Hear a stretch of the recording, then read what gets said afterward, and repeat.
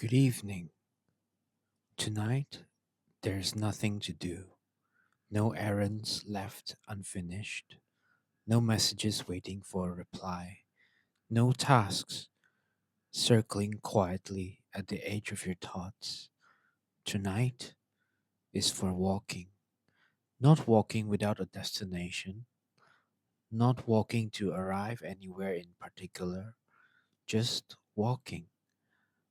The way you might walk if time had stopped mattering. If the only thing that existed was the next street, and the one after that, and the one after that. You can close your eyes now if you'd like, or leave them open, soft and unfocused, the way they get right before sleep. Either way is fine. There's no right way to listen to this. There's only listening and walking and letting the evening carry you somewhere quiet. So let's begin. It is early evening, the kind of evening where the sky hasn't quite decided what color it wants to be. Somewhere between blue and gray, with a thin band of orange low on the horizon, the last bit of sunlight stretching itself out before it gives up for the day. The air has that particular stillness that comes after a warm afternoon.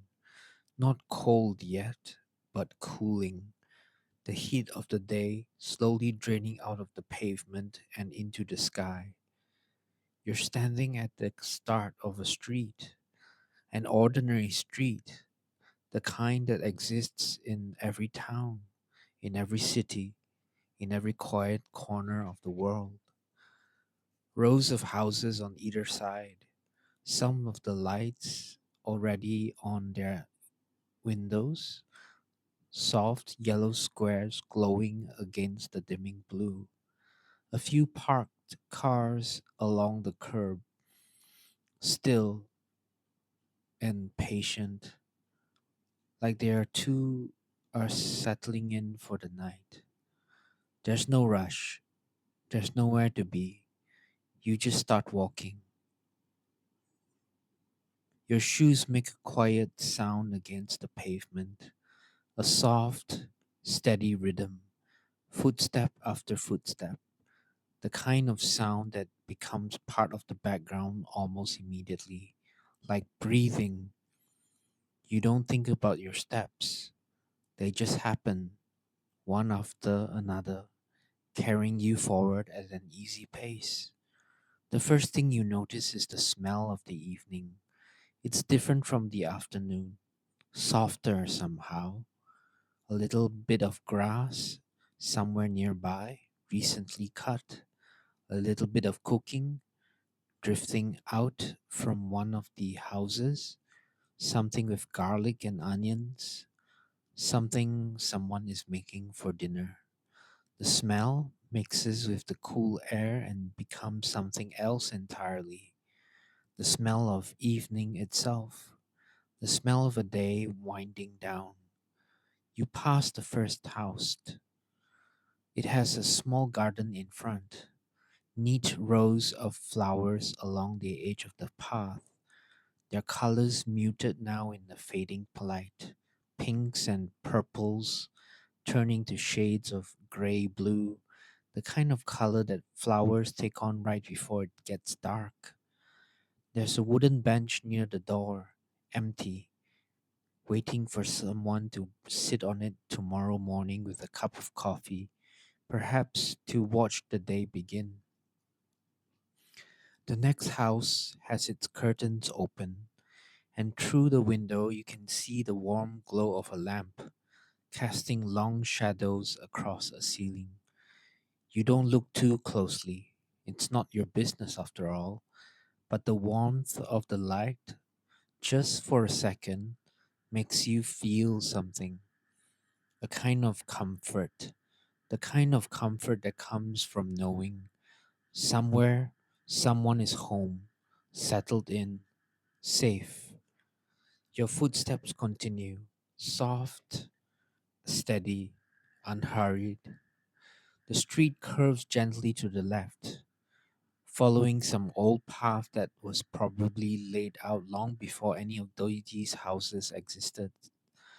Maybe it followed a stream once, or a property line, or just the natural lay of the land. Streets like this always have a history, even if nobody remembers it anymore. They were walked by other people in other times, wearing different shoes, thinking different thoughts, but walking the same curve, the same gentle bend in the road. You follow the curve. On your left, there's a low stone wall covered in ivy that's grown thick and tangled over the years. The ivy has small white flowers scattered through it, tiny, star shaped, almost glowing faintly white against the dark green leaves in this fading light. You could reach out and touch it as you pass. Feel the cool, slightly damp leaves under your fingers, but you don't. You just notice it. You let it exist there, beside you as you walk past. A bird calls somewhere above, a single clear note, then silence. Then another bird answers, from further away, a different pitch entirely. The two of them seem to have a conversation, a brief one about nothing in particular. Just two birds settling in for the night, checking in with each other last time before the quiet really sets in. Somewhere behind one of the houses, a wooden gate swings shut with a soft, unhurried creak, followed by the gentle click of a latch settling into place. You don't see who closed it. Maybe someone bringing in laundry from a line, or letting a cat in for the night, or simply checking that everything is secure before settling in themselves. The sound is small, almost nothing, but it adds itself to the evening's growing collection of small, ordinary sounds, each one a tiny signal that somewhere, someone's day is gently coming to a close, the same way yours is.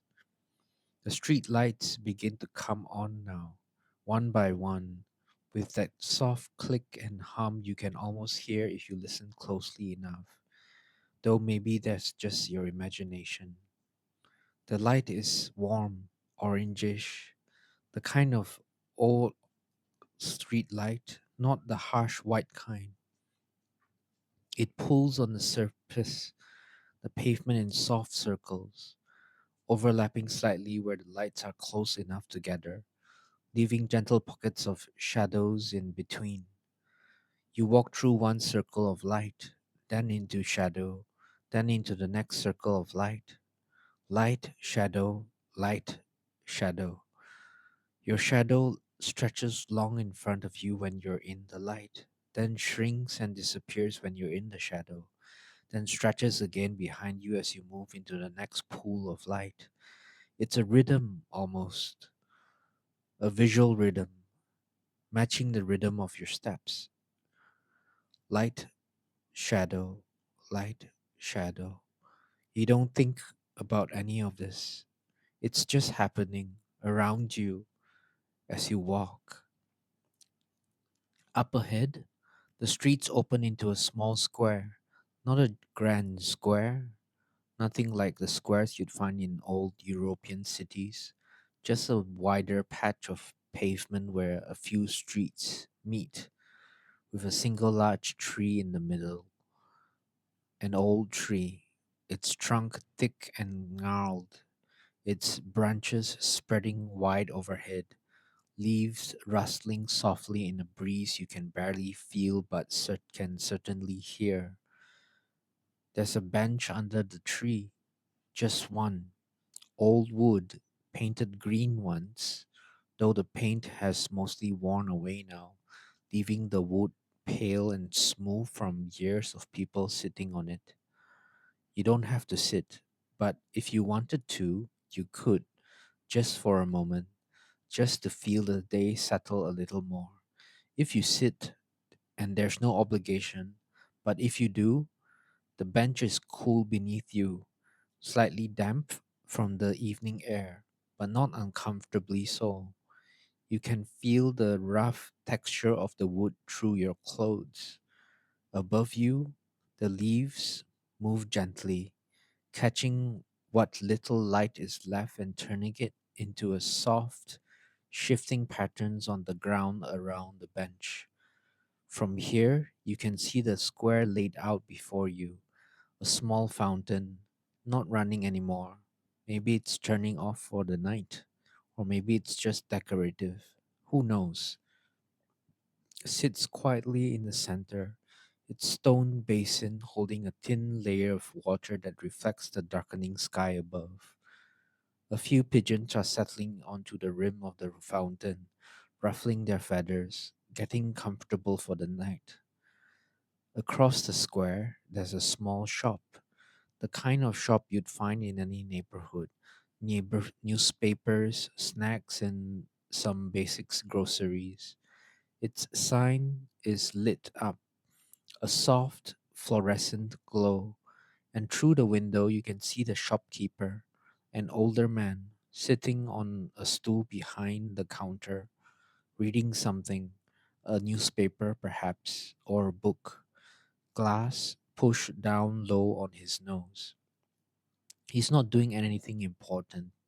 He's just sitting there reading, waiting for the occasional customer, content in the stillness of his shop, in this stillness of the evening. You watch for a moment, not because anything is happening, nothing is happening. That's the whole point.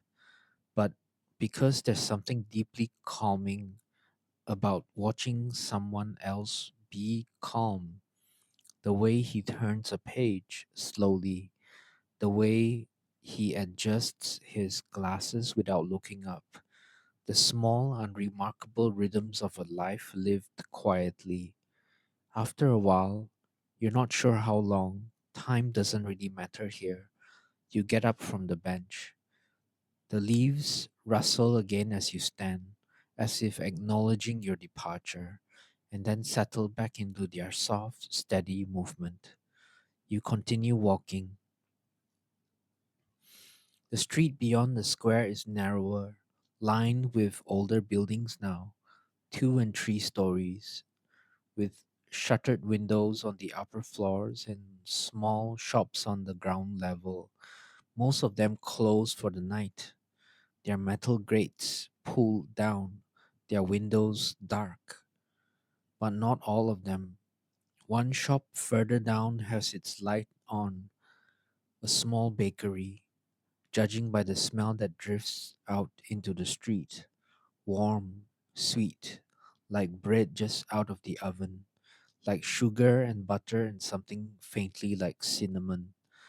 The smell wraps around you as you pass, and for a moment, the whole street smells like that, like warmth, like comfort, like something good is happening just out of sight. Through the window, you can see the baker, a woman perhaps in her 50s, wearing a floor dusted apron, moving slowly between a large oven and a long wooden table. She's not rushing. She has all night, it seems, to prepare for tomorrow morning, where the first customers will come in for their bread, their pastries, their coffee. She pulls a tray out of the oven. You can see the steam rising from it, even through the glass, and sets it down on the counter to cool. Rows of small, golden brown rolls, perfectly shaped, each one identical to the last. She doesn't look up as you pass. She's focused entirely on her work, on the rhythm of it, on the simple, repetitive motions that have probably become as automatic to her as breathing. There's something about watching someone work like that, quietly, competently, without needing any audience that settles something in you. No performance, no explanation, just the work itself done well because that's what the work requires. You walk on, the street continues, narrowing slightly more, the buildings leaning in just a little closer overhead, though not in a way that feels closed in or claustrophobic, more like the street is wrapping itself gently around you, like a blanket settling over your shoulders. Somewhere above, a window opens. You hear it before you see it, the soft creak of old hinges, then a brief pause, then the gentle sound of curtains being drawn back. A woman leans out, just for a moment, looking up at the sky. She doesn't notice you below. She's looking at something else. Maybe the first stars beginning to appear, faint pin pricks of light against the deepening blue. She stays there for a few seconds, just looking. Then she pulls back inside, and a moment later, the curtains close again, and the window goes dark. You keep walking. The narrow street eventually opens up again, this time onto a wider road that runs alongside a canal. Or maybe it's a river. It's hard to tell in this light, but the water moves slowly, almost lazily, reflecting the street lights above in long, wavering lines of orange and yellow. There's a path along the water's edge, separated from the road by a low railing, and you find yourself drawn to it. You cross the road. There's no traffic, not at this hour, just the occasional distant hum of a car somewhere far away, and step onto the path. The sound changes here. The water makes a soft, continuous sound as it moves, not quite a babble, more of a whisper, a kind of liquid hush that seems to absorb all the other sounds of the evening and replace them with something gentler, something more constant. You walk along the path, the water on your left, a row of trees on your right, their branches reaching out over the path, creating a kind of natural archway above you. The leaves rustle in the same breeze as before, or maybe a different breeze. It's hard to tell, but the sound is the same soft rustling, like the trees are whispering to each other, sharing some quiet secret about the day that's just ending. A duck, or maybe it's a goose, you're not entirely sure, glides silently across the water, leaving a thin V shaped ripple behind it.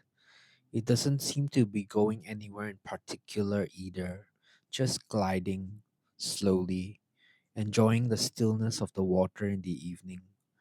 You watch it for a while as you walk, matching your pace to its pace, almost without realizing it. The duck reaches the opposite bank eventually, climbs out of the water with a few awkward waddling steps, shakes itself once, and then settles down in the grass, tucking its head under its wing, asleep already, or close to it. You smile, just slightly, and keep walking. Further along the path, there's a small bridge crossing the water, an old stone bridge with a single arch, its surface worn smooth by what must be centuries of footsteps. You climb the few steps onto the bridge, and from the top, you can see further along the water in both directions, back the way you became, where the lights of the bakery and the square are now distant, soft glows, and ahead, where the water curves away into darkness, the street lights have becoming sparser, the trees becoming denser. You stand on the bridge for a moment, looking down at the water below. It moves slowly beneath you, the reflections of the street lights breaking apart and reforming as the surface ripples gently. Somewhere beneath the water, you can just make out the shapes of fish or maybe shadows. It's hard to tell, drifting slowly, unhurried, the same way everything else seems to be moving tonight. There's no need to cross the bridge if you don't want to. You just stand there for as long as you like, watching the water, listening to its quiet whisper, feeling the cool evening air settle around you. But eventually, and there's no rush, take whatever time you need. You continue across, your footsteps echoing slightly differently on the stone of the bridge, a little more solid, a little more resonant, before softening again as you step off onto the path on the other side. The path continues for a while longer, the trees growing thicker around you, their branches forming a near complete canopy overhead now, blocking out most of the sky except for small gaps where you can catch glimpses of stars beginning to emerge, faint at first, then slightly brighter, as the last of the daylight finally gives up entirely and the sky settles into true evening blue, then deep dark blue, then something approaching black, though not quite black. There's always a little light left in the sky, even at its darkest, a kind of deep navy that never fully disappears. The air here is cooler, damper, smelling of earth and leaves and the water nearby. Your footsteps are quieter on this part of the path. It's not paved anymore, just packed with dirt and gravel, softer underfoot, absorbing the sound of your steps almost entirely. You can hear other things now, things you couldn't hear before when the street noise was louder. Small rustlings in the underbush, probably nothing, probably just the wind, or maybe a small animal, a hedgehog perhaps, or a rabbit, going about its own quiet evening business. The occasional soft hoot of an owl somewhere off in the distance, settling into the night's work. The path eventually leads you out of the trees and into another street, though this one feels different from the first street you walked down, older somehow. The houses here are smaller, closer together, with narrow front gardens and low fences, the kind of street that probably hasn't changed much in 50 years, perhaps longer. Most of the houses are dark now, their occupants already settled in for the night, but a few still have lights on, soft, warm lights glowing through curtains, through blinds, through the gaps around door frames. Each one represents a small world, a small life, going about its evening in its own particular way. You'll never know what's happening behind any of these doors, and that's fine. You don't need to know. It's enough just to walk past and to feel, in some small way, connected to all of it. All these separate lives, all these separate evenings, happening all around you, all at the same time. You walk on, past House after house, the street gently rising now, just slightly, a soft incline you barely notice, except for the way your breathing changes just a little, a touch deeper, a touch slower, matching the slight effort of the climb. At the top of the rise, the street levels out again, and here the houses give way briefly to a small park. Not a big park, just a patch of grass, really, with a few trees, a a children's playground, empty now, of course, swings hanging still, slide gleaming faintly under a streetlight, and a path that winds through it, connecting one side of the street to the other. You step onto the grass instead of the path. It's slightly damp beneath your feet, not wet, just cool and a little soft. The way grass gets in the evening when the day's heat has faded and the dew hasn't quite started to form yet. You can feel it through your shoes, a faint coolness, a faint give in the ground. In the middle of the park, there's a slightly raised area. Maybe it used to be a small hill, or maybe it's just a slight rise in the land, but it gives a decent view of the sky above, away from the trees, away from any obstructions. You make your way there, and once you arrive, you look up. The sky has fully darkened now. Stars are visible, not as many as you'd see somewhere truly dark, away from any city lights, but enough to make you pause just for a moment and tilt your head back and look. There's something about looking up the stars that always does something to you, a kind of quieting, a kind of perspective shift. The stars don't care about anything happening down here. They've been burning slowly for longer than you can really comprehend, and they'll keep burning long after you're gone, long after you've ever known is gone, long after this street, this park, this whole city has changed beyond recognition. And somehow that's comforting, not in a sad way, in a freeing way.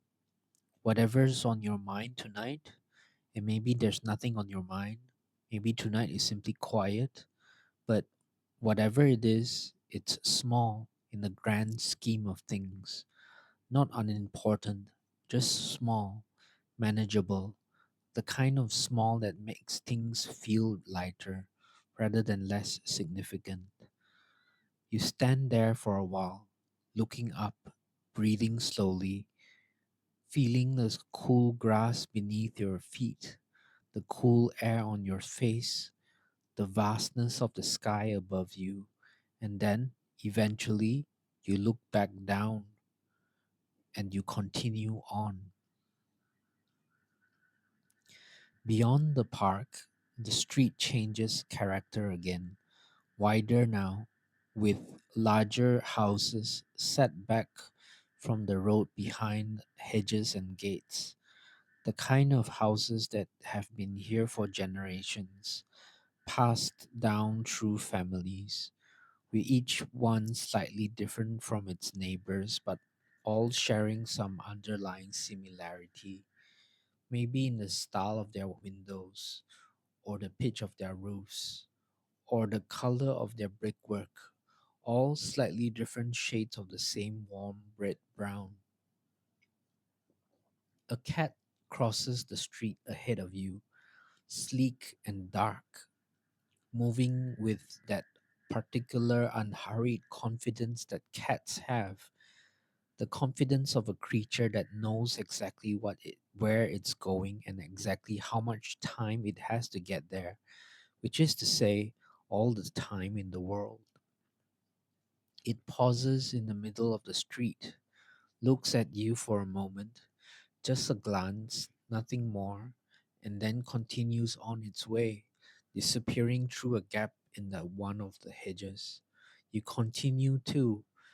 There's a faint sound of music somewhere, not loud, just a gentle, distant melody drifting from one of the houses. You can't quite make out what it is. Maybe piano, maybe something with strings. It's too faint and too far away to tell, but it adds another layer to the evening's quiet soundscape. The rustling leaves, the whisper of the canal, fading now behind you, the soft hoot of the owl, and now faintly this music like a half remembered dream. You walk past a house with its garage door open, a single bare bulb illuminating the inside. A man is in there, working on something, a bicycle it looks like, turned upside down, wheels spinning slowly as he adjusts something on the chain. He's humming along to a radio playing softly nearby, completely absorbed in his task, completely content in this small pocket of light and activity in an otherwise quiet street. He doesn't notice you pass. You don't expect him to. This isn't about being seen or seeing. It's just about moving through the evening, taking in these small glimpses of other lives, other moments, each one complete in itself, each one happening regardless of whether anyone's watching. The street eventually leads you to a small crossroads, four streets meeting at a single point, with a tall, old fashioned street lamp standing in the middle, taller than the others you've seen so far, its light reaching out further, casting a wider circle of warm illumination across this intersection. You stand at the crossroads for a moment, deciding which way to go. Though deciding might be too strong a word, there's no wrong choice here. Each street looks similarly quiet, similarly inviting, stretching off into the darkness in its own direction, each one promising more of the same gentle, unhurried evening. You choose the street to your right, not for any particular reason, just because it's the way your feet seems to want to go. This street slopes gently downward, and as you walk, you start to hear something new, a low, steady murmur, growing slightly louder with each step. It takes you a moment to place it. The sea, of course. You hadn't realized you were this close to the coast, but now that you think about it, there's a particular quality to the air here, slightly salty, slightly cooler, carrying the distinctive smell of seaweed and brine that's unmistakable once you notice it. The street continues to slope down, the houses thinning out now, giving way to a low wall, and beyond the wall, a wide stretch of sand, pale gray in the moonlight. And beyond that, the sea itself, dark, vast, moving with the same slow, steady rhythm as everything else tonight. Waves rolling in and breaking softly against the shore, over and over, an endless patient repetition. You reach the end of the street where it meets the wall, and you pause here, looking out the water. The moon is out tonight, not quite full, but close, casting a silvery light across the waves, turning the dark water into something almost luminous, a shifting, rippling surface of black and silver, stretching out to a horizon you can't quite see, where the sea meets the sky in some indistinct, hazy line. You could climb over the wall onto the sand if you wanted. There's a set of steps just a little further along, worn smooth by countless feet over the years, leading down onto the beach. You take the steps. The sand is cool and slightly damp beneath your shoes. Though, if you wanted, you could take your shoes off here. Feel the sand directly beneath your feet. The way it shifts and gives slightly with each step, slightly different from the firm pavement of the streets, slightly less predictable, slightly more alive. The beach streets stretches out in both directions, mostly empty. It's late after all, and most people have gone home for the evening, leaving the sand settle into back into its most natural state, smooth and undisturbed, except for the occasional set of footprints, already half erased by the wind, leading off toward some destination you'll never know. You walk toward the water, the sound of the waves growing louder with each step. Not loud exactly, just more present, more immediate. The soft crash and hiss of each wave, breaking and then retreating, leaving behind a thin sheet of water that catches the moonlight and turns, for just a moment, into a mirror before sinking back into the sand and disappearing. You stop a short distance from the water's edge, close enough to feel the spray faintly on your face, but far enough that the waves won't quite reach you, though every so often a slightly larger wave comes a little closer, and you might step back just a half step, almost without thinking, the way you'd done this 100 times before. The sea at night has a particular quality to it. During the day, it's just water, blue or gray or green, depending on the light, depending on the weather. A surface you can see clearly, with boats on it sometimes, or people swimming, or birds diving for fish. But at night, it becomes something else, something deeper, something you can hear and feel more than see. A vast, dark presence moving with its own rhythm, indifferent to you, indifferent to everything, just doing what it's always done, what it always will do, long after tonight, long after everything. You sit down on the sand. It's cool, slightly damp, but not uncomfortable. You can feel the texture of it beneath your hands if you press down. Fine grains, cli- clumped together from the moisture, shifting slightly as you settle into a comfortable position.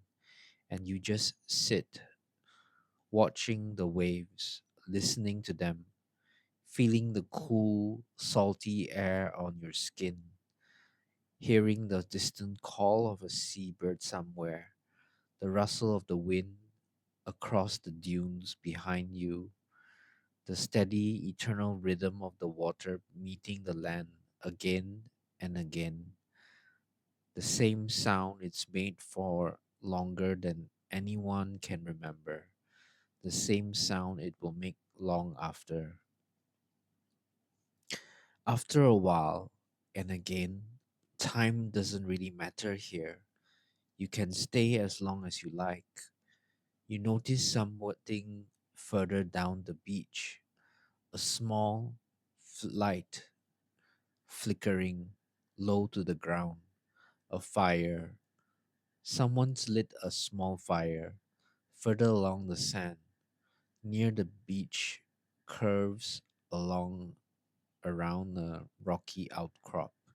You're curious, but not in an urgent way, just curious, the way you might be curious about anything you notice on a walk like this, without any real need to investigate further. But your feet, it seems, want to walk that way, So you get up, brushing the sand from your hands, and continue along the beach up toward the light. As you get closer, you can see it more clearly, a small driftwood fire crackling softly, throwing warm orange light across the sand around it. And beside the fire, a figure, just one person, sitting cross legged on the sand, wrapped in a blanket, looking out at the sea. They don't seem to notice you approaching, or if they do, they don't react, content in their own quiet world, their own quiet evening, just like you've been having your own. You don't approach too closely. There's no need. There isn't, this isn't about interaction. It's about presence, about sharing for a moment. The same stretch of beach, the same fire's warmth, which you can feel now faintly on your face, a welcome contrast to the cooler air around you. The same view of the sea and the moon and the stars above. You find a spot a little distance away, still within the fire's warm glow, but not so close as to intrude. You sit again, settling into the sand, and you watch the fire for a while. The way the flames dance and shift, blue at the base, orange and yellow higher up, sparks occasionally rising and disappearing into the darkness, the wood crackling and popping softly, releasing little puffs of smoke that drift away on the breeze. The person by the fire doesn't speak, and neither do you. There's nothing that needs to be said.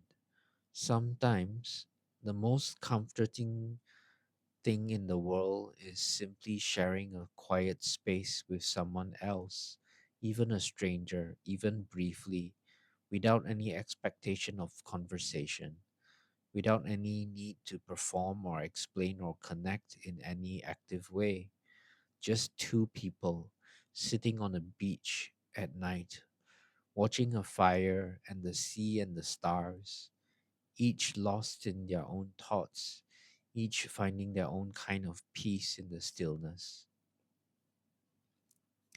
Eventually, and there's no rush, but eventually, you stand up again, brushing the stand off, and you give the person by the fire a small nod, which they return with an equally small nod of their own, both of you acknowledging briefly the shared moment without needing to make any more of it than that. You walk back the way you came, along the beach, the sound of the fire fading behind you, replaced again by just the waves, the wind, the distant seabird's call. You climb back up the steps to the street, and you pause there for a moment, looking back at the sea one more time, the moon still hanging there, the waves still rolling in, the small fire now just a tiny point of orange light in the distance. And then you turn, you head back up the street, back the way you came, the slope working in your favor now, gravity gently easing your steps as you climb. The walk back feels different somehow, even though it's the same streets, the same path. Maybe it's because you're more tired now, not exhausted, just pleasantly tired. The kind of tiredness that comes from a day well spent, even if well spent just means a quiet walk with no particular purpose. Or maybe it's because everything looks slightly different at this hour, even compared to just a while ago. The street's lights seem warmer somehow, more inviting. The houses you pass, some of them with lights still on, but fewer now than before, more of them dark, more of their occupants asleep. seem to radiate a kind of settled stillness, the stillness of a neighborhood that's fully embraced the night. You reach the crossroads again, the tall street lamp still standing there, its light still casting the same warm circle across the intersection. This time, you take the street straight ahead, the one you didn't take before, just to see where it leads, just because your feet again seem to want to go that way. This street is quieter still, narrower, with smaller houses, cottages almost, with low roofs and small windows, the kind of houses that look like they've been standing there for a very long time, weathered and settled into the landscape, comfortable in their age. A cat, maybe the same one from before, maybe a different one, it's hard to tell in this light, watches you from a windowsill, its eyes catching the street light and glowing faintly for a moment before it blinks and looks away, uninterested, returning to whatever faint, quiet, feline thoughts it was having before you walk away. The streets curve again. Everything seems to curve tonight. Gentle bends and turns, nothing ever quite straight, nothing ever quite predictable, and yet none of it feels disorienting. If anything, it feels right, the way a path should be, perhaps not quite a straight line from one point to another, but a gentle wandering, taking in whatever there is to take in along the way. You pass a small church, old stone, with a single bell tower that you can just make out against the night sky, its outline dark against the slightly lighter darkness behind it. The church is dark, of course, closed for the night, but there's something peaceful about it nonetheless. The way it sits there, solid and unmoving, has probably sat there for centuries, will probably sit there for centuries more, watching over this quiet street the way it's watched over countless quiet streets, countless quiet nights throughout its long existence. Beside the church, there's a small graveyard, old headstones, some leaning slightly, weathered by time and weather. There are inscriptions worn smooth and illegible in places. You walk along the low wall that borders it, not going in, just walking past. The headstones visible in the moonlight, casting their own small shadows across the grass. But there's something about a graveyard at night that could feel unsettling if you let it. But tonight, it doesn't feel that way. It feels, instead, like another reminder of the same thing the stars reminded you of earlier, that time moves slowly, that things last, that the people who once walked these same streets, who once lived in the same houses, are gone now, but the streets remain, the houses remain, the church remains, and tonight you are here, walking past, adding your own small moment to the long, long history of this place. It's not sad, it's just continuous, a continuity that includes you now, tonight, even if just for this one quiet walk. You continue past the graveyard, the street curving once more, leading you toward a part of town you haven't had yet tonight. Though it looks, in many ways, the same as everywhere else. More houses, more quiet streets, more soft lights and windows, more rustling trees. After a while, you come to another small square, smaller than the first one, this one without a tree, just a simple open space where several streets converge, with a small stone monument in the center, a war memorial, perhaps, or some other historical marker, its details obscured by the darkness, just a vague shape, solid and dignified, standing quietly in the middle of the square. There's a cafe here, closed for the night, but with a few outdoor tables and chairs still set up, stacked neatly, ready for tomorrow. You walk past them, the chairs casting long, thin shadows in the streetlight, like a small forest of spindly trees. On the far side of the square, there's a phone booth, an old fashioned one, red, the kind you don't see very often anymore. It's empty, of course, just standing there, a relic of a different time, when people use things like this to connect with each other across distances. Now it probably doesn't even work, or maybe it's been converted into something else, a tiny library, perhaps, or a place to charge your phone. Who knows? But tonight, it's just standing there, red against the darkness, a splash of color in an otherwise muted scene. You walk past it, and beyond the square, the streets become residential again. Though this neighborhood feels slightly different from the others, newer maybe.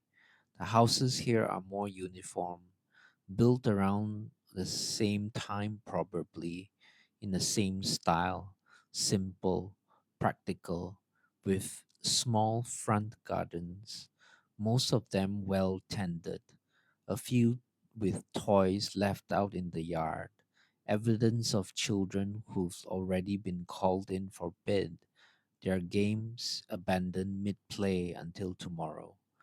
A swing in set in one of the gardens moves slightly in the breeze, creaking softly, not enough to be loud, just enough to add another small sound to the evening's quiet collection of small sounds.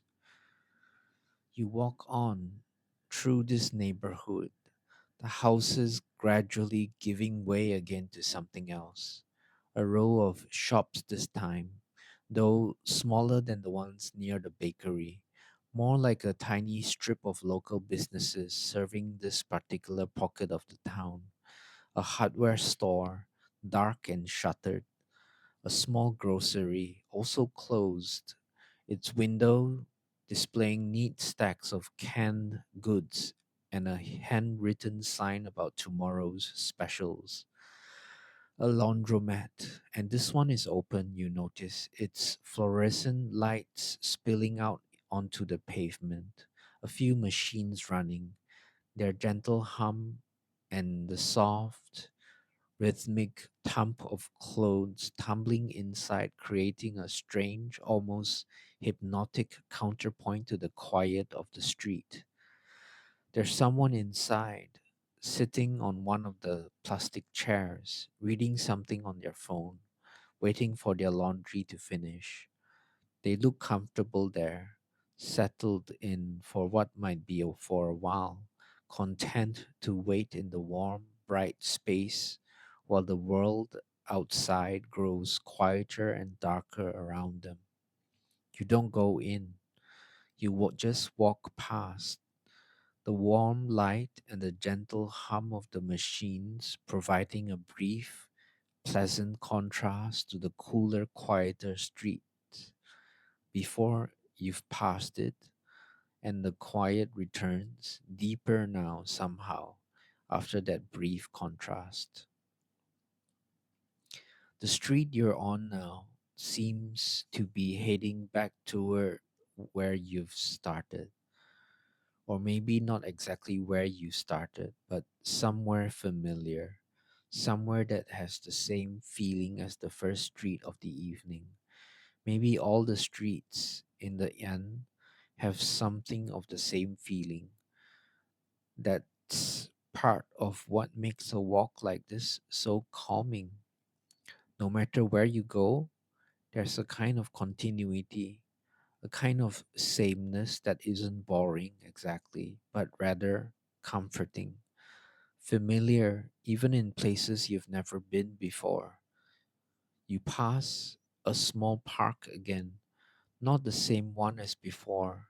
This one is different, smaller, with just a few benches arranged around a small pond. The pond is still, perfectly still, its surface like a sheet of dark glass, reflecting the street lights and the few visible stars above the with perfect clarity, broken only occasionally by the gentle ripple of a fish rising to the surface, then disappearing again, leaving the pond to settle back into stillness.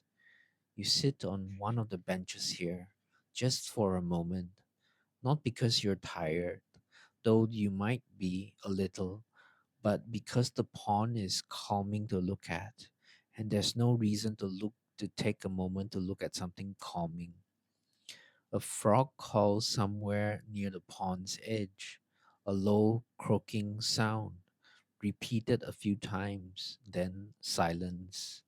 Then another frog answers from the other side of the pond, a slightly different pitch, the same kind of conversation of the birds were having earlier, but different voices, different rhythms, the same underlying sense of creatures simply being present, simply existing in their own quiet corners of the evening. You watch the pond for a while, the reflections slightly as a breeze moves across the surface, the stars and streetlights breaking into wavering lines for a moment before the water settles again and the reflections sharpen back into focus. Eventually, you stand up again and continue on. The street beyond the pond leads gently uphill again, a longer climb this time, but gradual, easy, the kind of incline that doesn't require any real effort, just a slight adjustment to your pace, a slight lean forward, almost unconscious. At the top of this hill, the street opens up, and suddenly you can see much further than you've been able to see all evening. The town spreads out below and around you, rooftops, street lights, the dark shapes of trees, all of it laid out like a map, like a model, like something you could hold in your hands if you reached out far enough. In the distance, you can see the sea again, a dark expanse beyond the edge of the town, the moon's reflection forming a long, silvery path across its surface, leading off toward the horizon. The scattered across the town itself, hundreds of small lights, windows, street lights, the occasional car moving slowly across along a distant road, its headlights cutting a thin beam through the darkness before disappearing around a corner. It's beautiful in a quiet way, not a dramatic kind of beautiful. No fireworks, no grand gestures, just the simple beauty of a town settled into its evening. All these small lights representing all these small lives, all happening at once, all part of the same evening, the same night, the same world. You stand here for a while, taking it in. The breeze is a little stronger up here, cooler, carrying with it that mix of scents you've noticed throughout the evening, the sea, The grass, the trees, the faint smell of wood smoke from somewhere, maybe the fire on the beach, though that seems too far away now to still be smelling it, but maybe not. Scents can travel further than you expect, especially on a night like this. From here, the streets begin to descend again gently, leading you back down toward the part of town where you started. The descent is easy, comfortable, your legs adjusting automatically to the slight downhill grade, your pace settled into something even more relaxed than before, if that's possible. The houses along the street are similar to ones you've seen before, though by now everything has started to blend together a little in the pleasant way that things do when you've been walking for a long time, when the details of individual streets and houses start to merge into a single continuous impression of quiet, of evening, of gentle movement through a sleeping town. You pass another garden, this one with a small greenhouse at the back, its glass panels catching the moonlight and reflecting it back in soft, scattered patterns. Inside, you can just make out the shapes of plants, tomatoes, maybe, or some other vegetables, growing in neat rows, tended carefully by whoever lives in the house, probably during the day, probably with the same kind of quiet, unhurried attention that everything else seems to embody. A little further on, there's a house with a porch light on, and on the porch, a rocking chair moving very slightly, not from anyone sitting in it, just from the breeze, a gentle back and forth motion, creaking softly with each movement, the kind of sound that might be annoying during the day but feels tonight like just another part of the evening's quiet rhythm. The street eventually meets another street, and this one you recognize it somehow, even though you can't quite place why.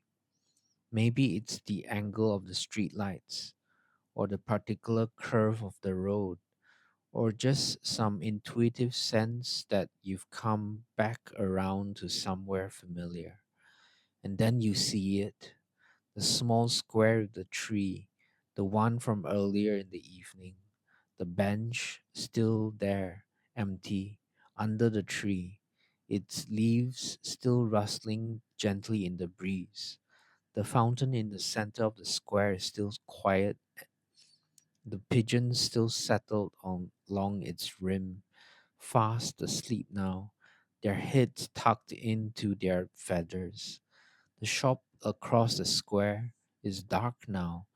The shopkeeper has closed up for the night, gone home probably to his own quiet evening, his own version of this same stillness that you've been walking through. You walk back to the bench, and this time you sit down properly, not just for a moment, but to rest, to take stock, to simply be here in this familiar spot at the end or near the end of your walk. The bench feels the same as before, cool, slightly damp, solid beneath you. The leaves above continue their soft rustling, the same gentle sound they've made earlier, unchanged by the hours that have passed, by the distance you've walked, by everything you've seen and heard and smelled along the way. You sit here for a while, just breathing, just existing in this quiet square under this old tree with the fountain's still water reflecting the deepening night sky above. After some time, and again, there's no rush, no schedule, nothing waiting for you except the rest of the evening, the rest of the night, stretching out ahead with the same gentle, unhurried quality as everything that's come before. You stand up from the bench one final time. The walk isn't quite over yet.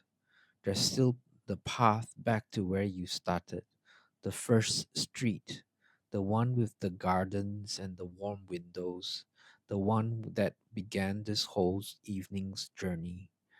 You walk back through the streets, retracing more or less the path you took at the start of the very beginning, though everything feels different now, quieter, somehow even quieter than before, if that's possible.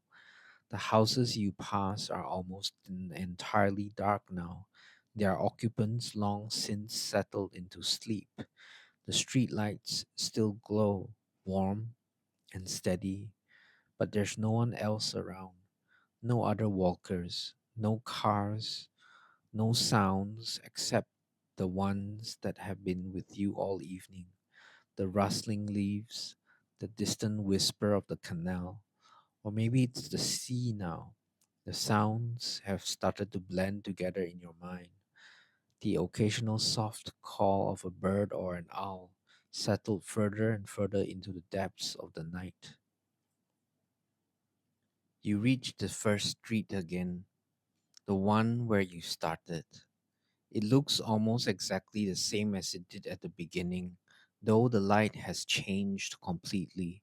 From that uncertain blue gray of early evening to this deep, settled darkness of true night, broken only by the warm pools of street light, the occasional glow of a window, and above now, a sky full of stars, more of them than before, it seems, as your eyes have adjusted further to the darkness, picking out fainter and fainter points of light scattered across the deep blue black expanse. The garden with the flowers is still there. The flowers now just dark shapes against the lighter shape of the wall behind them, their colors completely gone in this light, replaced by simple silhouettes, simple forms, recognizable only by their shape and position, not by any color or detail. The bench by the door is still empty, still waiting for tomorrow morning. You walk to the end of the street, back to where you began, back to this same starting point. Though it doesn't feel like an ending exactly, it feels more like a pause, a natural stopping point. The way a sentence ends with a period, not because the story is over, but because this particular thought has been completed, and now it's time to rest before whatever comes next. But the walk isn't quite finished, not yet. There's still a little more to see.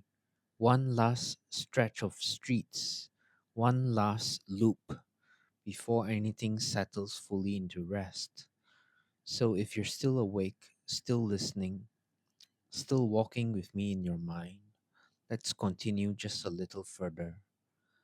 Beyond the first street, past the garden with the flowers, there's a small alleyway you haven't noticed before, narrow, almost hidden between two houses, just wide enough for a single person to walk through comfortably.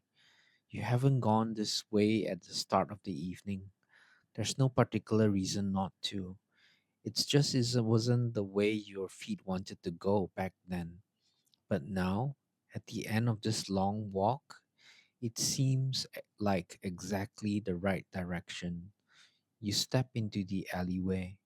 The walls on either side are close, but not uncomfortably so. Old brick, weathered, with patches of moss growing in the cracks, soft and green even in this darkness.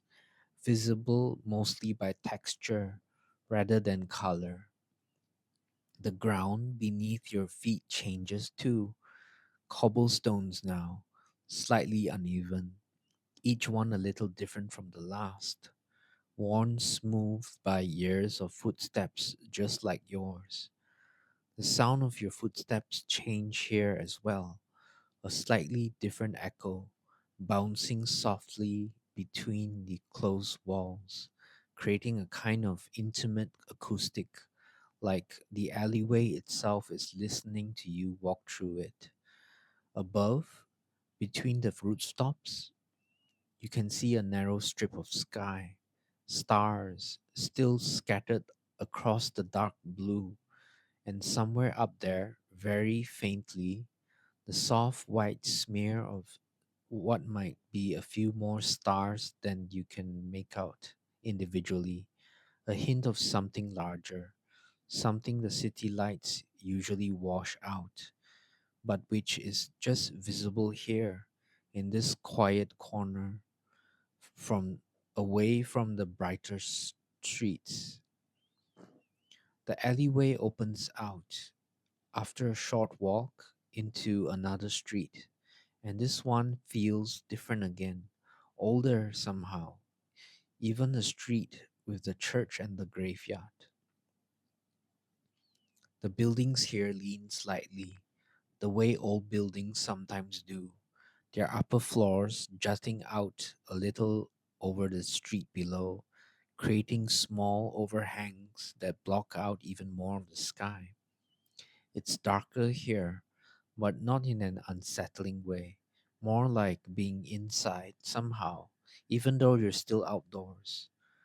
The darkness has a kind of texture to it, a kind of depth, broken clothed only by the occasional small lantern hanging outside a doorway, casting a warm, flickering glow.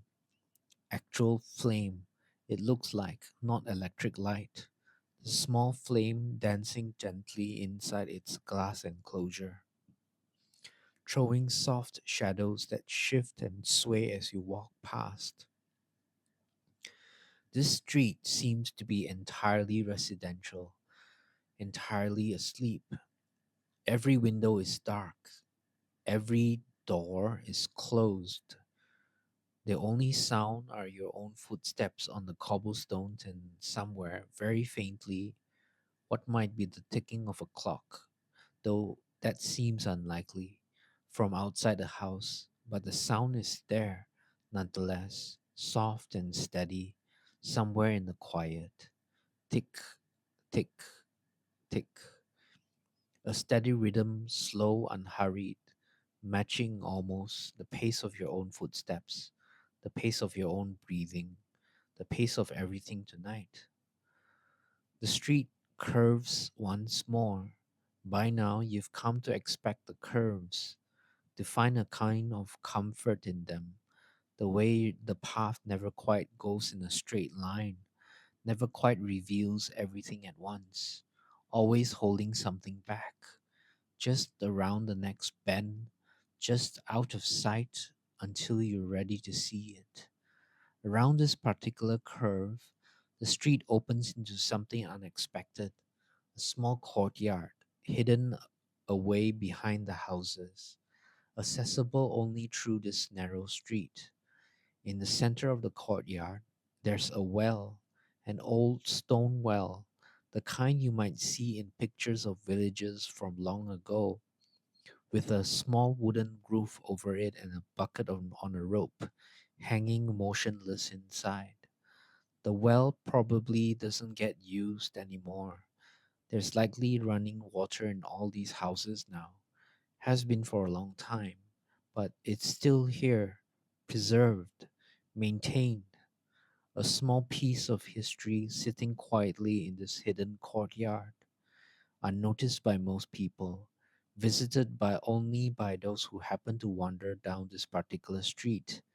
Though through this particular alleyway on a night like this, you walk up to the well and look down into it. It's too dark to see the bottom, but you can hear something, a faint distant dripping sound, water falling somewhere far below, echoing softly off the stone walls of the well's interior. Drip, drip, drip.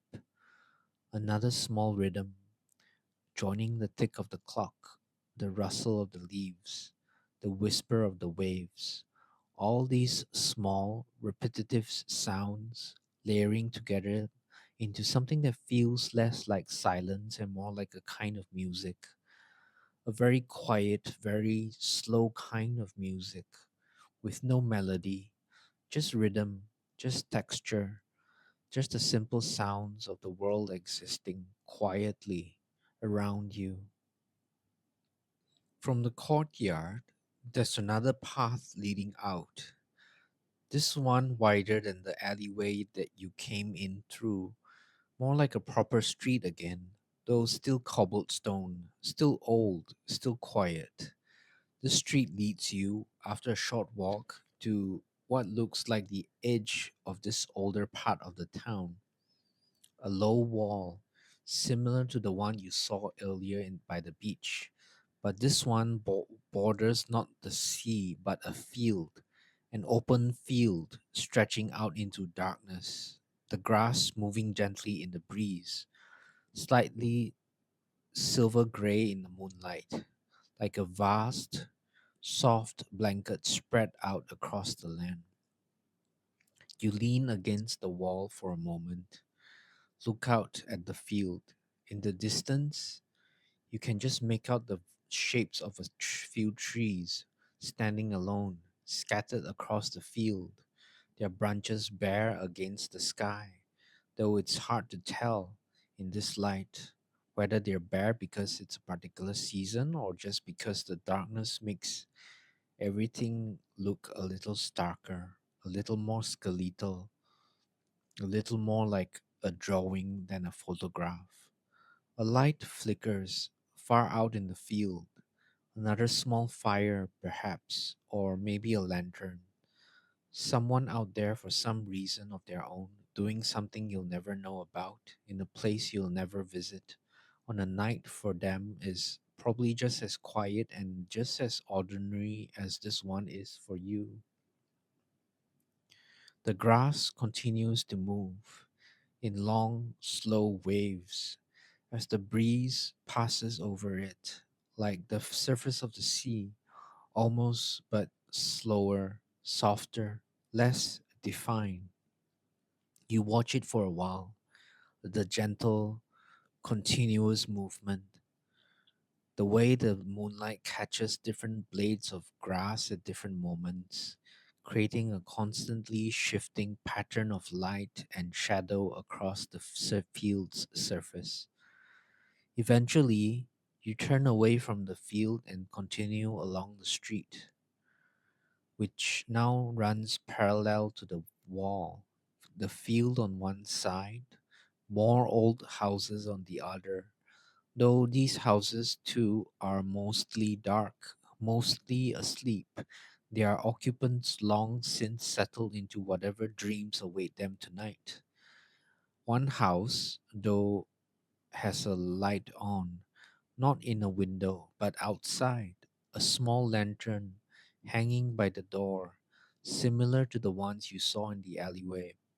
And beside the door, sitting on the front step, there's a dog, an old dog by the looks of it, its fur graying around the muzzle, lying down with its head resting on its paws, watching the street with calm, half closed eyes. It doesn't get up as you approach. It just watches you, unhurried, unconcerned, the way old dogs often are, having seen enough of the world by now to know that most things passing by doesn't require much of a reaction.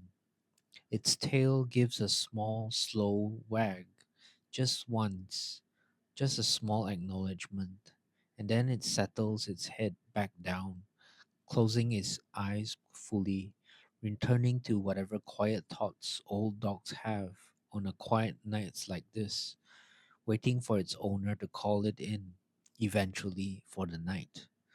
You give it a small nod, the same kind of nod you gave the person by the fire earlier, and continue on. The street eventually leads back toward the part of town with the canal, or maybe it's a different stretch of the same canal. It's hard to tell, but the sound of the water is there again, the same soft, continuous whisper, growing louder as you approach. This time, instead of a path along the water, there's a small footbridge, narrower than the stone bridge than before, made of wood with a simple railing on either side. The wood creaks softly under your weight as you step onto it, a gentle, hollow sound, different from the solid stone bridge, more alive somehow, more responsive to your presence. Halfway across, you pause again, looking down at the water.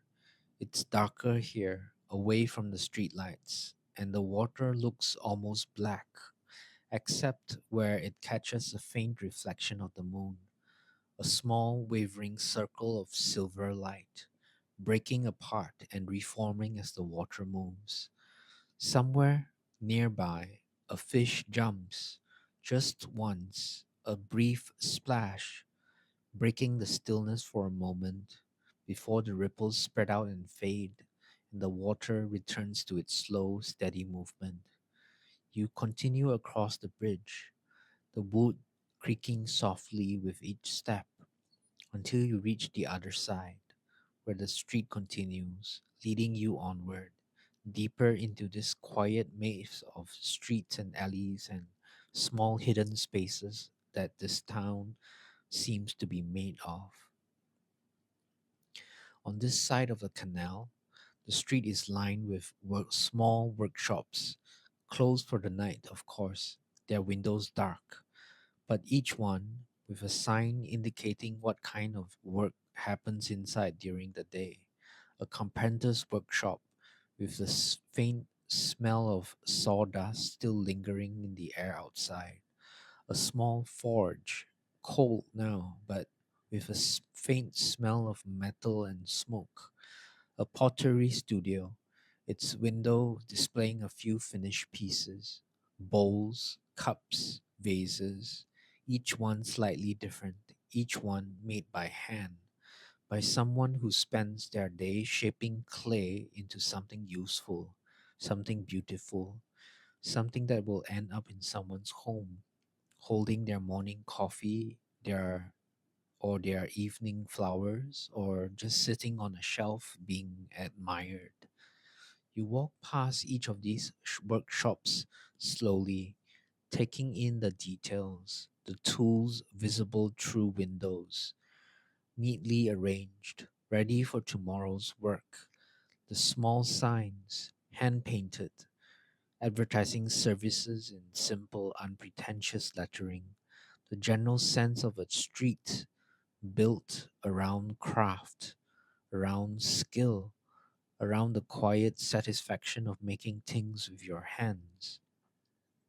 There's something deeply calming about places like this, places where work happens, real work, the kind that produces something tangible, something you can hold, something that didn't exist before and now does, because someone took the time and care to make it. Even though none of that work is happening right now, everything's closed, everything's quiet, you can still feel the presence of it. The way a workshop holds onto the energy of the work that happens there, even when it's empty. The street of workshops eventually gives way to something different again. A row of houseboats moored along the edge of the canal, each one slightly different from the next. Some painted in bright colors, though the colors are muted now in this light, reduces to shades of gray and deep blue and deep red. Others simply simple and weathered, their wood graying with age. Most of the houseboats are dark, There are occupants asleep, but a few have lights on, small, warm lights glowing through curtain windows. And from one of them, you can hear the faint sound of someone playing a guitar, not loudly, just softly, almost absent mindedly. A simple melody is repeated a few times, then trailing off, then starting again, slightly different this time, as if the person playing isn't trying to create anything in particular, just enjoying the sound of the strings, the feel of the instrument, the quiet pleasure of making music for no one but themselves. You sit down on a low bench near the water's edge, facing the houseboats, and listen for a while. The music drifts across the water, mixing with the sound of the canal itself, creating something that's almost a song, almost a piece of music, but really just two separate things, water and guitar, happening to overlap, happening to complement each other without either one trying to. The boats rock gently in the water, barely perceptible, but if you watch closely, you can see the slight movement, the way the reflections of the light inside ripple and shift with the boat's motion, a slow rhythmic sway, like the boats themselves are breathing slowly in time with the water beneath them. After a while, the guitar music stops, not abruptly, just fading out naturally, the last few notes lingering in the air before disappearing entirely. The light in that particular houseboat dims, then goes out completely, and the boat settles into the same darkness as its neighbor, its occupant presumably climbing into bed. The day's last small act of creativity complete, ready now for sleep. You stand up from the bench and continue along the canal, the houseboats giving way eventually to open water again, wider here, the canal joining what might be a small harbor, with a few larger boats moored further out, their masts swaying gently, soft clink of rigging against metal creating another small repetitive sound, joining the chorus of small sounds that's been with you all evening.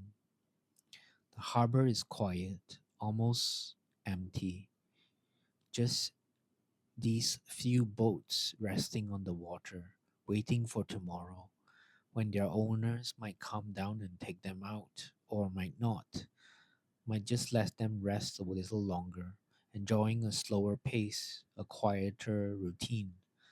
You walk around the harbor's edge, the smell of the sea stronger here than it's been since you left the beach. Salt and seaweed and something else, something that's hard to name, but which always seemed to be present near harbors. A kind of accumulated history of boats and journeys, and comings and goings of people across the water. At the far end of the harbor, there's a small lighthouse, not a grand one, just a simple structure, maybe 2 or 3 stories tall, with a light at the top that sweeps slowly around, a steady rhythmic rotation, its beam cutting through the darkness every few seconds, illuminating briefly the water, the boats, the edge of the harbor before moving on, sweeping in away into the darkness beyond, and then coming back around again. You watch the light for a while, its slow, hypnotic rotation, the way it briefly illuminates everything it touches before moving on, never lingering, never stopping, just continuing its steady, patient watch over the harbor, the way it's probably done every night for as long as it's existed and will continue to do every night long after tonight. There's a small bench near the base of the lighthouse, and you sit here for a while, watching the light sweep around, feeling the cool sea breeze, hearing the gentle clink of the boat's rigging, the soft lap of water against the harbor wall. This feels somehow like the right place to pause for a while, not because the walk is over exactly, but because the spot, with its slow, steady light and its gentle sounds, seem to embody everything the whole evening has been about: patience, steadiness, the quiet continuation of small, repetitive things, each one unremarkable on its own, but together forming something larger, a kind of rhythm, a kind of music, a kind of peace. From the lighthouse, the street curves away from the harbor, leading back inland, back toward the houses, the gardens, the quiet residential streets that make up most of this town. By now, the walk has taken you through almost everything: the squares, the bakery, the canal, the beach, the field, the workshops, the houseboats, the harbor, and yet there's still more streets, still more quiet corners, because that's how towns are, how they've always been, endless in a way, even small ones, full of small details and small lives and small moments that you could spend a lifetime exploring and never quite exhaust. But tonight, you don't need to explore everything, just enough, just enough to feel like you've taken a real walk, a real journey through this quiet evening, even if it's a journey that only exists in this moment, in this telling, in your mind as you listen and drift slowly towards sleep.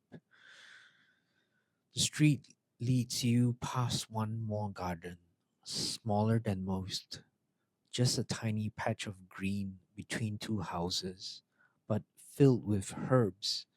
You can tell by the smell: rosemary, thyme, and something else, mint maybe, all mixing together into a fresh, slightly sharp scent that cuts through the cooler, damper smells of the evening, waking up your senses just slightly, just enough to notice it, before fading again as you walk past.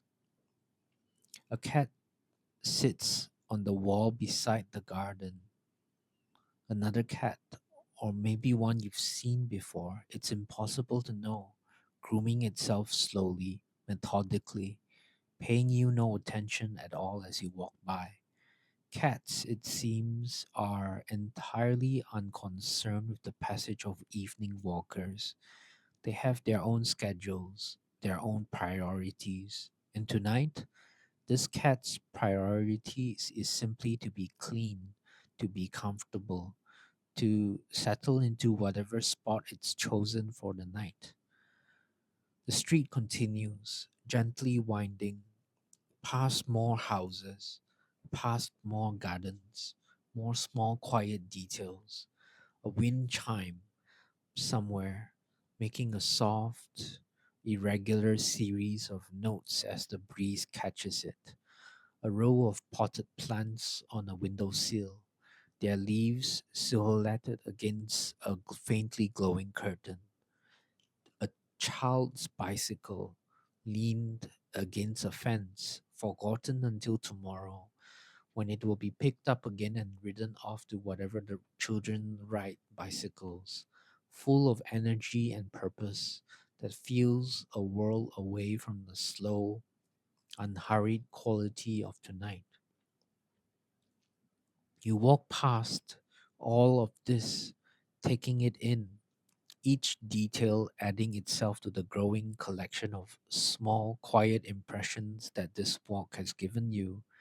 Impressions that don't need to mean anything, don't need to add up to some larger conclusion, but which together creates a kind of texture, a kind of fullness, the fullness of an evening spent simply by being present, simply noticing, simply walking. And then gradually, the street begins to feel familiar again, not because you're retracing your steps exactly, but because, as mentioned before, there's a kind of underlying sameness to all of this, a continuity that connects every street, every garden, every quiet corner into a single unified experience. You could be anywhere in this town right now, and it would feel, in some essential way, like everywhere else, like home, almost, even if you've never been here before. The street brings you eventually back to the square with the tree, the same square as before, though you took a longer way around this time, through all those other streets, all those other small discoveries. The bench is still here. The fountain is still. The pigeons are still asleep. You sit down on the bench one more time, not because you need to, but because it feels like the right place to end, the right place to let this walk settle into its final stillness. You sit on the bench for a while. The fountain is still beside you, the leaves still rustling overhead. And as you sit, you notice something, a faint light coming from a street you haven't explored yet, branching off from the far side of the square, one you somehow overlooked, but both times you pass through here tonight. It's not a bright light, just a soft glow, warm and orange, the kind that suggests something is open, something is awake, even at this hour. Curious, in that same unhurried way as before, you get up from the bench once more and walk toward it. This street is short, shorter than most of the others tonight, and it ends, after only a short distance, at a small building with large windows, lit from within, glowing gently into the night. As you get closer, you can see what it is, a library, not a grand one, just a small neighborhood library, the kind with a handful of rooms, shelves of books, a few reading tables, and it seems a night light left on, the way some buildings keep a single lamp burning even when everyone's gone home, just so the space never feels completely abandoned. Through the window, you can see rows and rows of books, their spines a quiet patchwork of colors, muted now in the soft light, but still indistinguishable. Deep reds, faded blues, browns, and greens, and the occasional flash of gold lettering catching the light. The shelves go back further than you expect from the outside. Room after room of books, all sitting there quietly in the dark, waiting for tomorrow, when someone will come in and pull one down from the shelf and begin reading. There's nobody inside. The library closed hours ago, surely, but the warmth of the light, the sheer quantity of stories and ideas and lives represented on those shelves, all sitting there in a companionable silence, gives the building a strange kind of presence, as if all those books are breathing slowly together, the way a room full of sleeping people might breathe, not in sync exactly, but in some kind of harmony, some kind of shared rhythm. You stand outside the window for a while, just looking in. You don't need to go inside. The door is locked anyway, you'd guess. But there's something comforting about simply being near all of that. All those words, all those thoughts, all those characters and places and ideas, captured and preserved and waiting patiently, the way everything seems to be waiting patiently for tomorrow. Beside the library, there's a small reading garden, a few benches arranged around a sundial, the kind of space where during the day people might sit and read in the sunlight, surrounded by a few carefully tended flower beds and a low hedge separating it from the street. At night, of course, the sundial is useless. There's no sun to cast a shadow, no way to tell if time from its position, but it still stands there, solid and dignified, a stone pillar and with bronze markings, weathered green with age, its gnomon pointing up the stars instead of toward any particular hour. You sit on one of the benches here, facing the sundial, and for a moment you imagine what this garden looks like during the day, full of light, full of people, maybe children running around while their parents read on the benches, maybe an elderly couple sharing a thermos of tea, maybe a student with a stack of textbooks studying quietly in the sun. None of that is happening now, of course. The garden is empty, just you and the sundial and the flower beds, their colors muted to soft grays and blues in the moonlight. Their scents, you can smell them faintly, something floral, something sweet, still present, even though their colors have faded into the darkness. A moth flutters past, drawn perhaps by faint light from the library window, circling once, twice, around an old lamppost near the garden's edge, before settling on the glass, wings folded, resting. From the reading garden, a small path leads around the side of the library toward what looks like the back of the building, and beyond that, you can see the path continues into something else entirely, an allotment, rows and rows of small garden plots, each one fenced off with simple wire or wooden borders, each one slightly different from its neighbors, some neat and orderly, with straight rows of vegetables, others a little wilder, full of flowers and herbs growing in loose, overlapping clusters, a few with small sheds, just large enough to store tools, their doors closed for the night. You walk around the central path that runs through the allotments, the smell here rich and earthy, soil and growing things, and the lingering scent of whatever's been harvested recently. In one plot, you can see neat rows of cabbages, their leaves, large leaves, silverly in the moonlight. In another, tall sunflowers, their heads drooping now, asleep, the way sunflowers do at night, folding inward slightly until morning, when they'll turn again to follow the sun. A scarecrow stands in one of the plots, not a frightening one, just a simple figure made of old clothes stuffed with straw, a white brimmed hat slightly askew, its face painted barely visible in the dim light, wearing what might be the ghost of a smile, or perhaps just might be the way the fabric has settled over the years.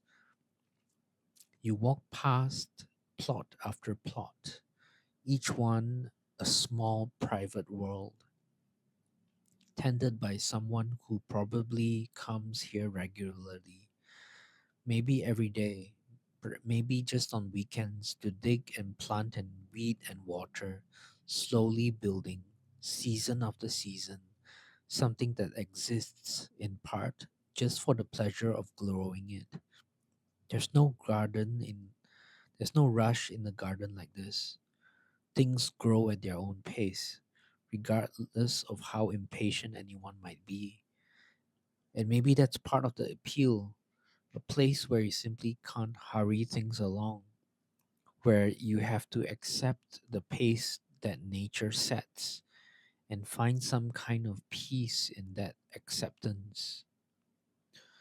At the far end of the allotments, there's a small greenhouse, larger than the one you saw earlier in someone's back garden. This one shared presumably by everyone who has a plot here. Its glass panels glow faintly from within.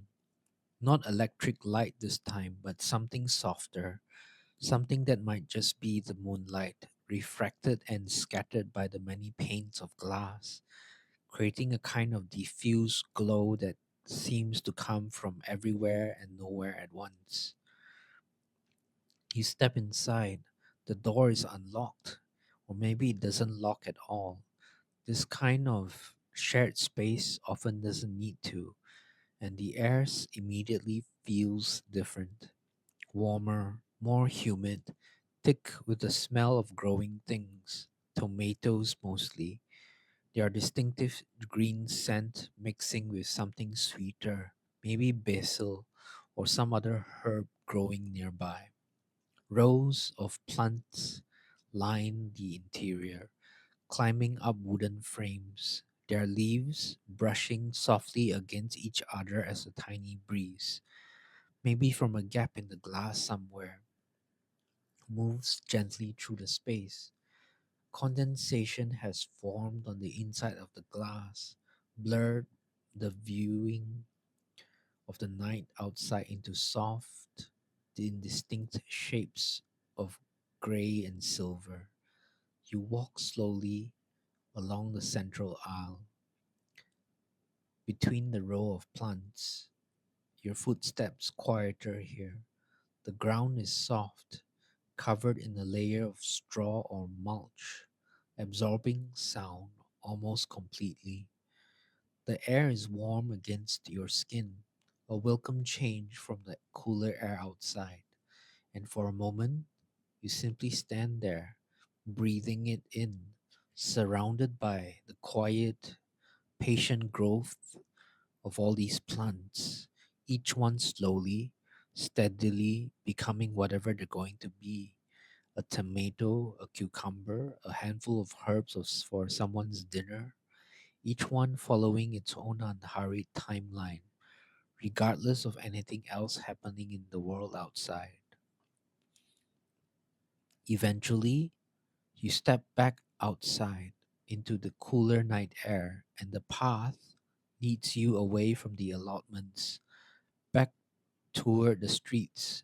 Though this time you find yourself on a street you definitely haven't walked before, narrower than most, lined on one side by a low wall, beyond which you can just make out the shapes of grazing animals. Sheep, it looks like, a small flock of them, lying down in the grass, their wool pale and fluffy in the moonlight, like a scattering of soft, gray, white clouds that have settled onto the hillside for the night. One of the sheep lifts its head as you pass, looking at you with placid, unhurried curiosity, before lowering its head again, apparently satisfied you're not a threat, not anything worth getting up for. The rest of the flock doesn't stir at all, content in their positions, breathing slowly, steadily, the gentle rise and fall of their woolly forms, barely visible in the dim light.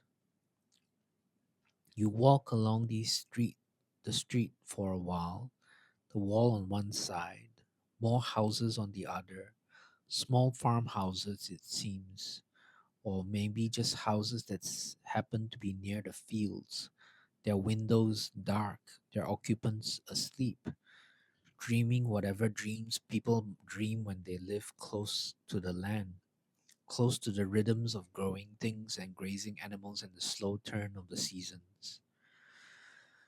The street eventually curves away from the fields and back into more familiar territory. Though familiar by now just means another quiet street, because every street tonight has had its own particular quality, its own particular details.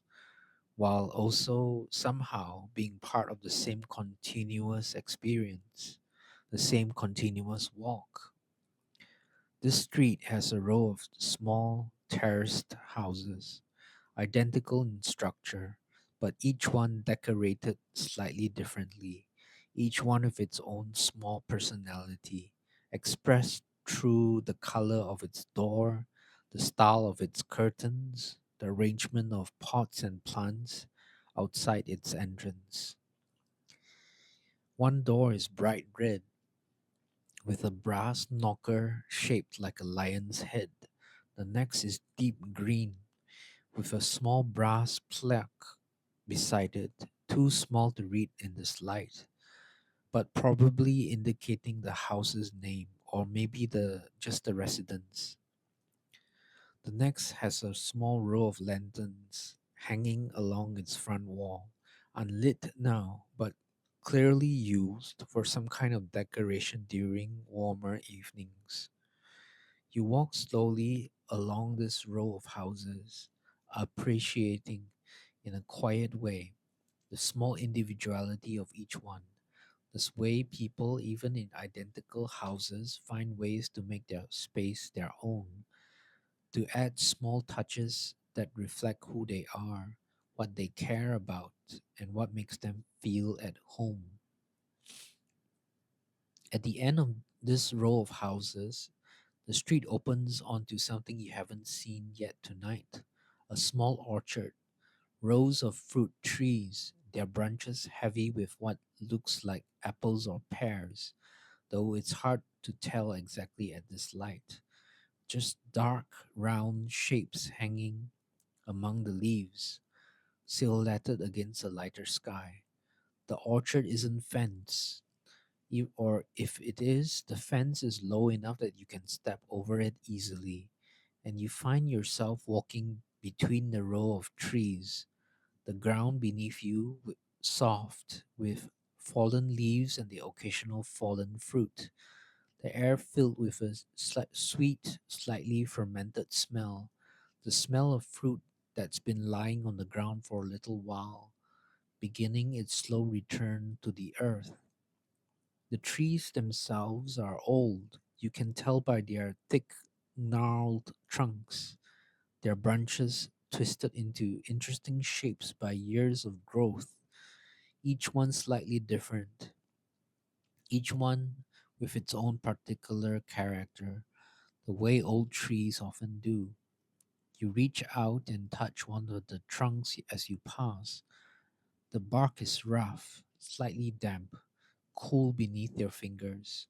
You can feel the small ridges and grooves, the texture built over decades, maybe longer, of slow, steady growth. A small animal, a mouse perhaps or a vole, scurries away through the leaves nearby, startled by your presence, disappearing quickly into the undergrowth, leaving only a brief rustle before the orchard returns to its stillness. Beyond the orchard, the land slopes down gently again, and you find yourself walking toward what looks like a small stream, not the canal from before, but something smaller, narrower, the kind of stream you could easily step across if you wanted to, its water moving quickly but quietly over a bit of smooth stones, catching a small glint of moonlight as it ripples and tumbles along. A narrow wooden footbridge, even smaller than the ones over the canal, crosses the stream here, just a few planks wide, with no railing this time, just enough to get across without getting your feet wet. You cross it slowly, feeling the slight give of the wood beneath you, hearing the stream's quiet babble just below, a higher pitched sound than the canal's deep whisper, more energetic, more playful, the sound of water that's still moving downhill, still finding its way, still in the earlier part of its journey toward wherever it's going. The canal, probably, and from there, the sea. On the other side of the stream, the path continues through what looks like a small wood, not the dense trees from earlier near the canal, but something more open, more like a grove, wide, with widely spaced trees and soft grass growing between them, dappled with patches of moonlight, where the canopy opens up and enough to let it through. You walk through this grove slowly, enjoying the play of light and shadow on the ground, the way it shifts slightly as a breeze moves through the branches above, the leaves catching and releasing the moonlight in a constantly changing pattern. Somewhere in the grove, you hear the soft rhythmic call of a nightingale, or maybe it's just a regular bird settling in for the night.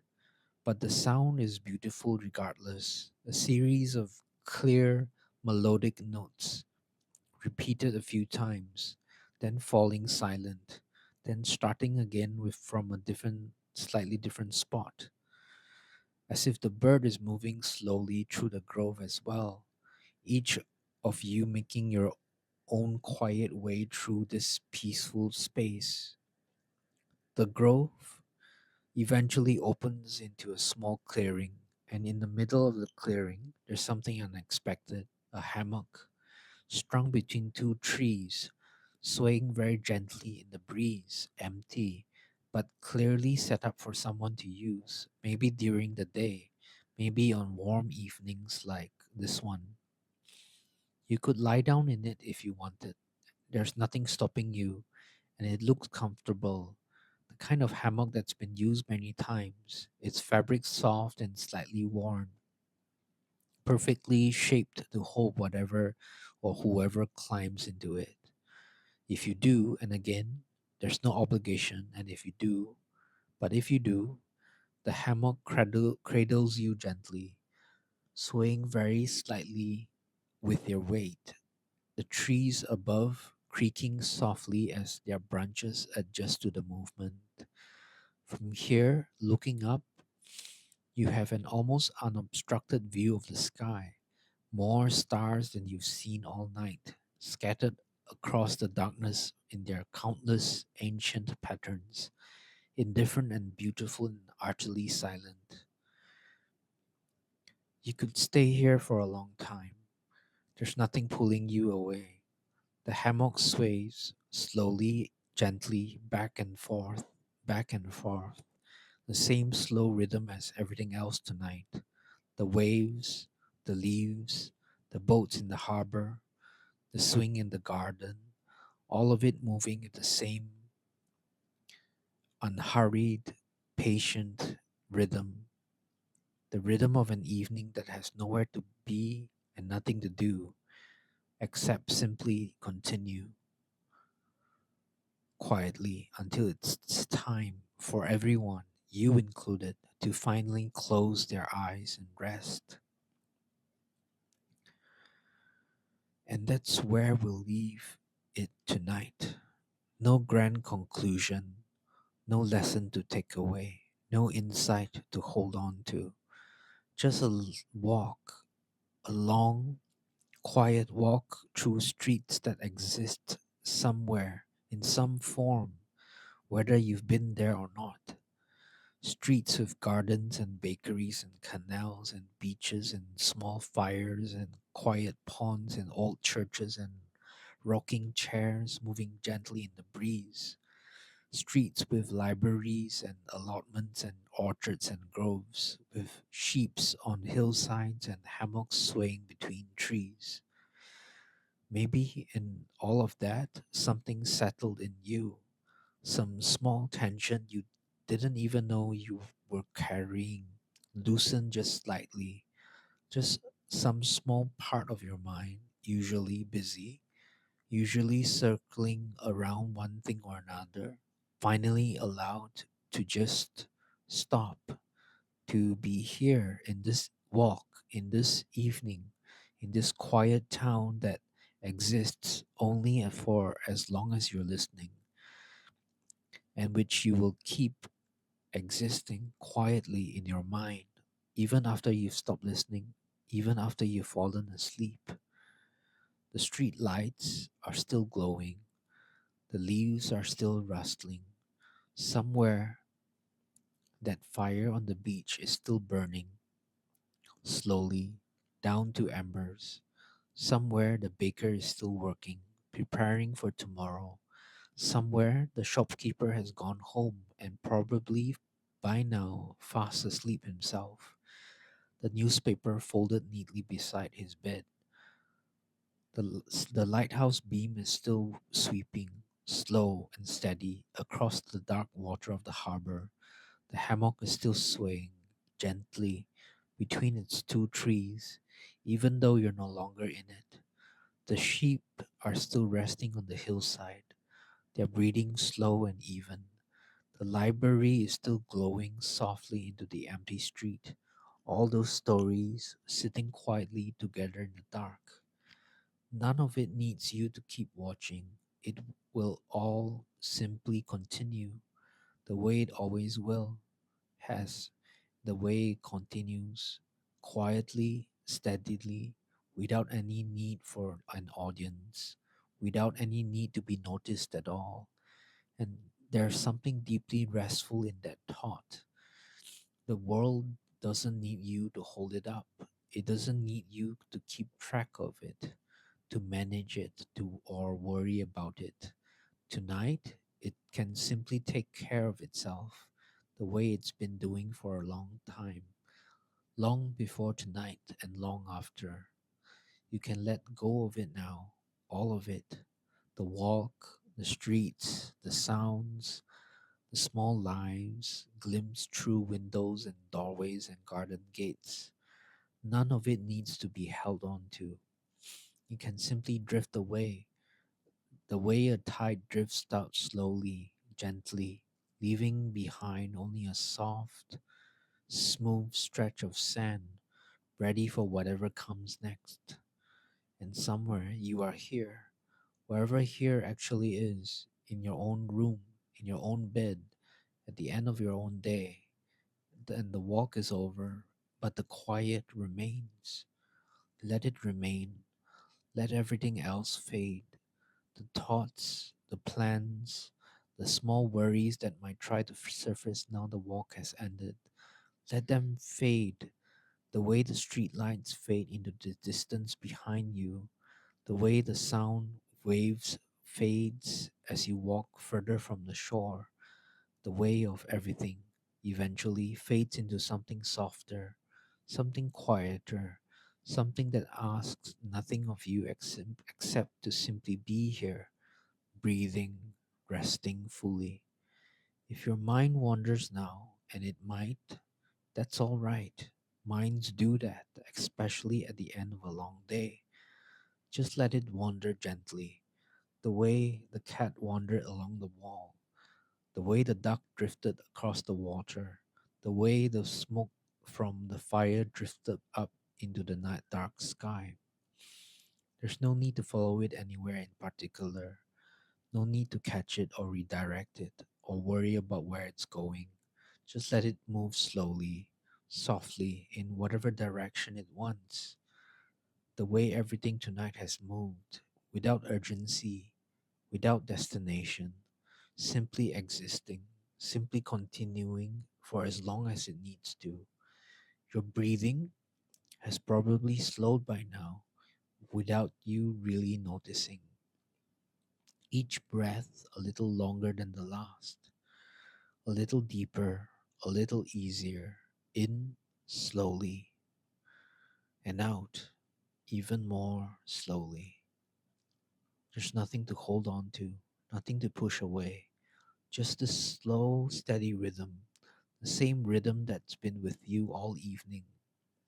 The footsteps, the waves, the rustling leaves, the lighthouse beam, the hammock's gentle sway, all of it, in the end, the same simple, patient rhythm. In and out, quiet and quieter still. Good night, sleep well, And if you'd like, we can take this walk again sometime, or a different walk through different streets or on a different evening. But for now, there's nothing left to do. Just rest, just sleep. Good night.